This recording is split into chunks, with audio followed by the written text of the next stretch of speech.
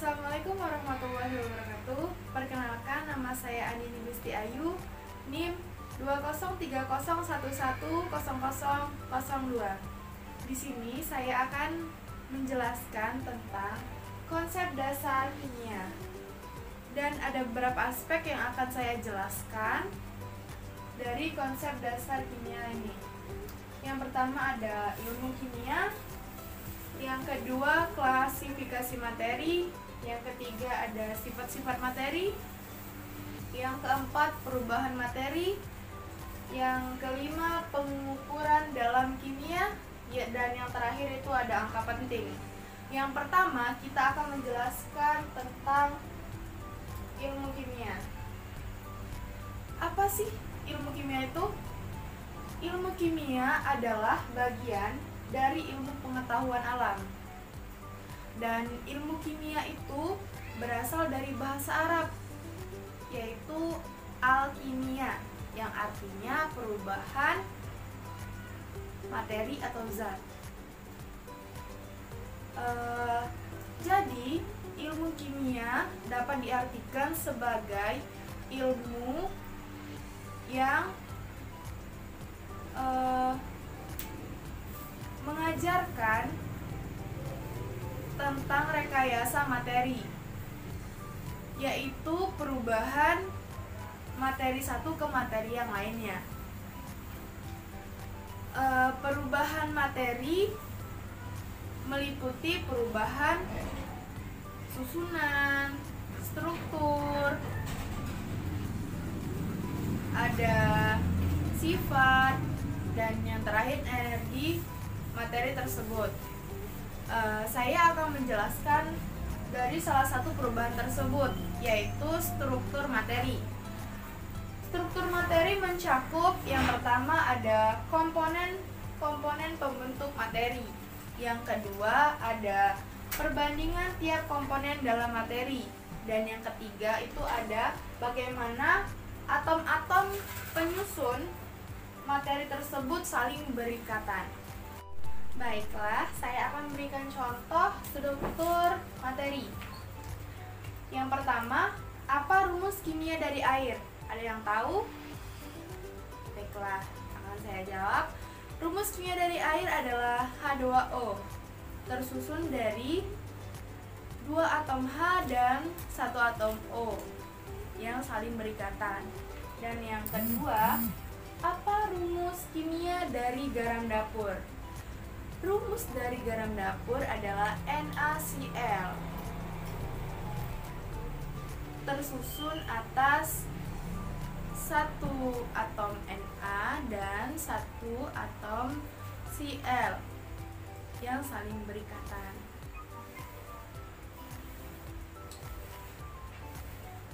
Baiklah, kita akan melanjutkan penjelasan ke aspek selanjutnya, yaitu klasifikasi materi. Ada yang tahu materi itu apa? Materi adalah segala sesuatu yang menempati ruang atau mempunyai volume dan mempunyai massa. Selanjutnya, materi itu terbagi menjadi 2, zat tunggal dan campuran. Kita menjelaskan ke zat tunggal dulu ya. Zat tunggal itu terbagi menjadi 2. Yang pertama unsur dan senyawa. Unsur itu tidak dapat diuraikan, dan unsur terbagi menjadi 2, logam dan non-logam. Sedangkan senyawa terbagi menjadi molekul, rumus kimia, sifat, dan tata nama. Sedangkan campuran itu terbagi menjadi homogen dan heterogen. Homogen itu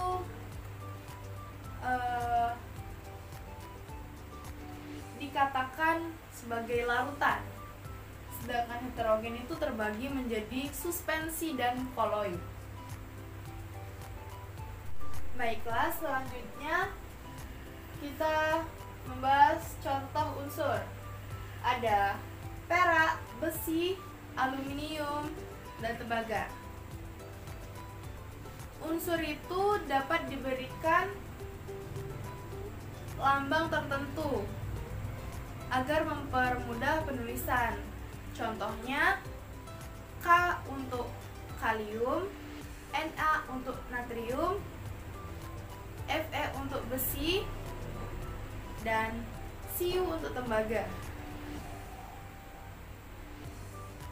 Unsur terbagi menjadi logam dan non-logam. Logam itu berbentuk padat kecuali raksa atau Hg cair. Dan logam ini konduktor listrik dan panas. Sedangkan non-logam dia berbentuk padat, cair, dan gas. Non-logam ini sebaliknya dari logam. Non-logam ini non-konduktor kecuali grafit. Non-logam ini titik didihnya rendah. Non-logam ini tidak mengkilat, sedangkan logam itu mengkilat. Dan unsur ini terdiri hanya dari satu jenis atom. Baiklah, yang ketiga kita akan menjelaskan tentang sifat-sifat materi. Sifat-sifat materi terbagi menjadi dua, sifat fisika dan sifat kimia. Sifat fisika itu sifat yang dapat diukur, sedangkan sifat kimia sifat yang berkaitan dengan perubahan kimia. Sifat fisika itu digolongkan dengan yang pertama ada wujud zat. Wujud zat di sifat fisika ini ada gas, cair, dan padat. Ada titik leleh dan titik didih.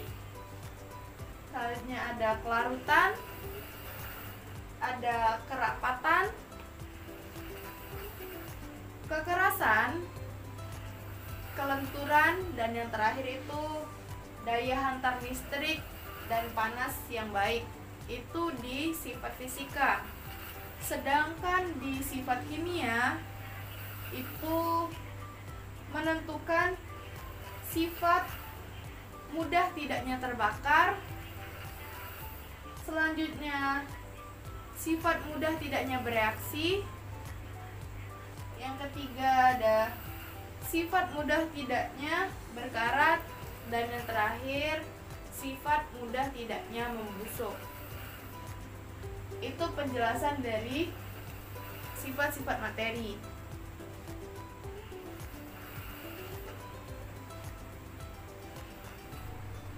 Baiklah, kita akan menjelaskan yang keempat tentang perubahan materi. Yang pertama, perubahan materi itu ada perubahan fisika, yaitu perubahan materi yang tidak menghasilkan zat baru.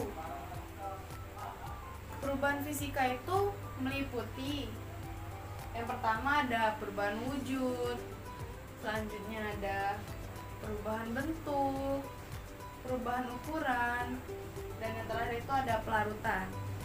Dan yang kedua ada perubahan kimia. Kalau perubahan kimia ini perubahan materi yang menghasilkan zat baru. Contohnya besi dioksidasi menjadi bekarat. Karat itu sebagai produk dan besi itu sebagai reaktannya. Selanjutnya ada contohnya lagi, kertas yang terbakar. Ada juga beras menjadi nasi dan petasan yang meledak. Selanjutnya ada perubahan kimia ditandai dengan yang pertama ada perubahan warna. Contohnya daun hijau yang menjadi kuning. Dan ada juga kertas koran yang awalnya berwarna terang menjadi kuning. Yang kedua itu ada perubahan suhu. Contohnya seperti pembakaran petasan. Yang ketiga ada pembentukan endapan, dan yang terakhir ada pembentukan gas. Baiklah, yang kelima saya akan menjelaskan tentang pengukuran dalam kimia. Ada yang tahu pengukuran itu apa? Ya, pengukuran adalah kegiatan membandingkan suatu besaran yang diukur dengan alat ukur yang digunakan sebagai satuan.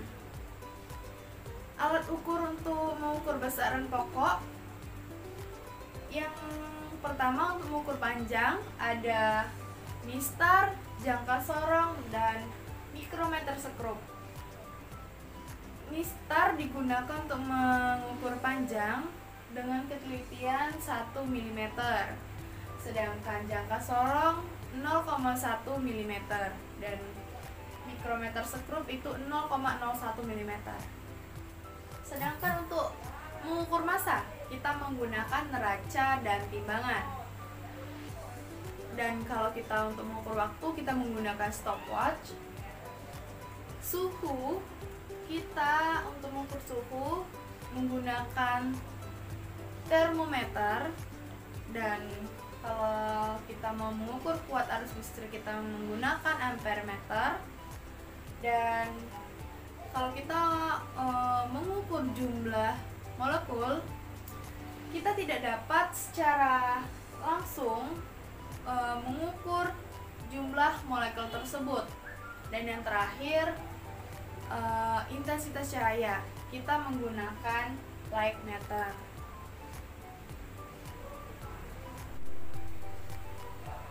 Baiklah, saya akan menjelaskan materi yang terakhir, yaitu angka penting.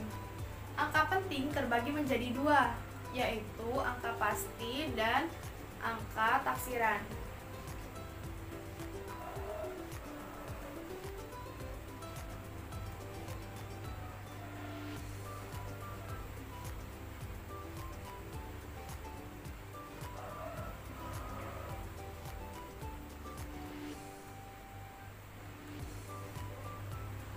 Dan saya sudah ada contohnya.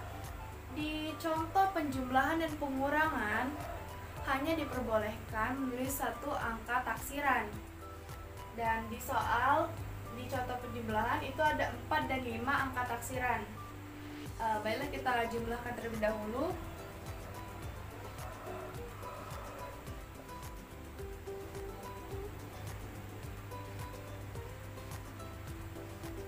Dan jumlahnya adalah 4,685 cm. Karena ada angka 8 dan 5 itu adalah angka taksiran, dan hanya di penjumlahan di pengurangan hanya diperbolehkan menulis satu angka taksiran, berarti jumlah yang kita tuliskan adalah 4,68 cm saja.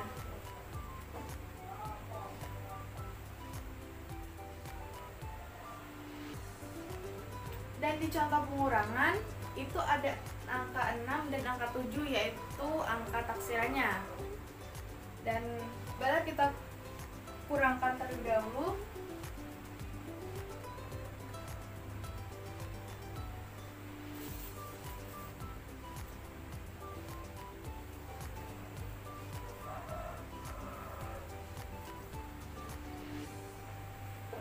Dan jumlahnya adalah 11,2252 mm.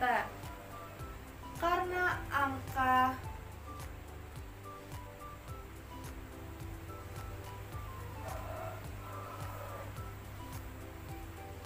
taksirannya ada 3, 2, 5, dan 3, kita hanya memperboleh menuliskannya hanya satu, berarti hasilnya adalah 11,22 mm.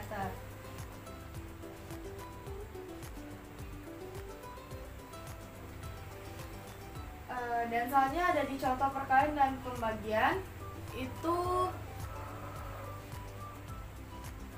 hanya menuliskan angka pasti yang jumlahnya sama dengan angka terakhir. Baiklah, kita kalikan dulu.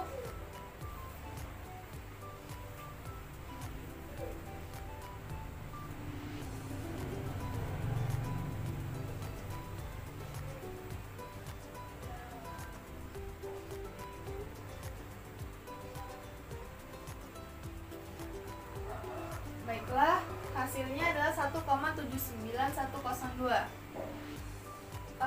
Di perkalian ini di soalnya ada 4 angka pasti dan 3 angka pasti.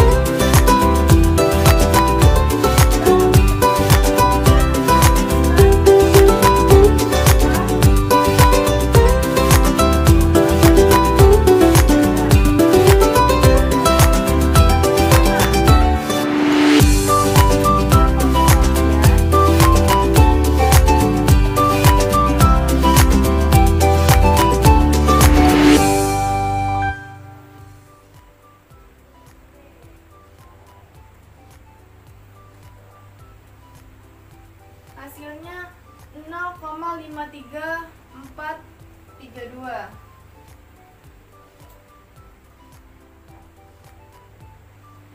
Dan hasilnya itu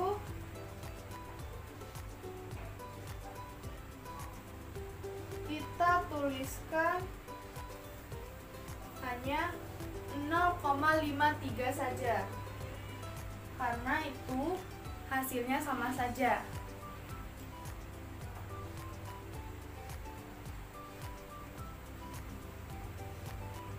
Baiklah, mungkin ini saja penjelasan yang bisa saya sampaikan. Lebih kurangnya saya mohon maaf. Terima kasih telah menonton video saya. Jangan lupa like, komen, dan subscribe YouTube channel ini ya. Saya akhiri. Wassalamualaikum warahmatullahi wabarakatuh.